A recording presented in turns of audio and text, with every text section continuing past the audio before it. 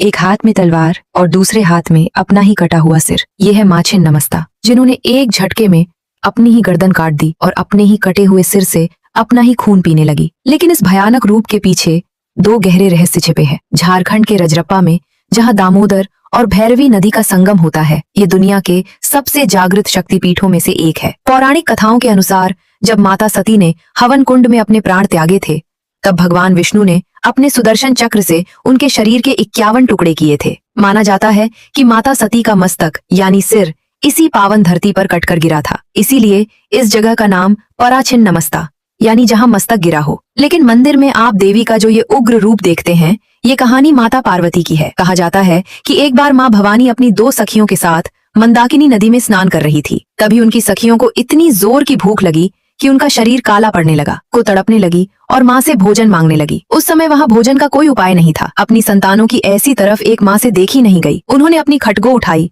और एक ही झटके में अपना ही सिर धड़ से अलग कर दिया। कहा जाता है कि उनके धड़ से खून की 3 धाराएं निकली। 2 धाराएं उनकी सखियों के मुंह में गई और तीसरी धारा स्वयं देवी के कटे हुए मुख में जाने लगी। इस तरह उस माँ ने अपना खून पिलाकर अपनी भूखी संतानों की जान बचाई। अब जरा उनके चरणों की ओर देखिए। वो एक खिले हुए कमल के ऊपर खड़ी है और उनके पैरों के नीचे स्वयं कामदेव और उनकी पत्नी रति लेटे हुए हैं। ये दर्शाता है कि माँ छिन्नमस्ता ने काम, वासना और मृत्यु तीनों को अपने पैरों तले दबा रखा है, यानी वो देवी जो इस संसार के मोह और इच्छाओं से परे हैं। कमेंट में लिखें, जय माता रानी।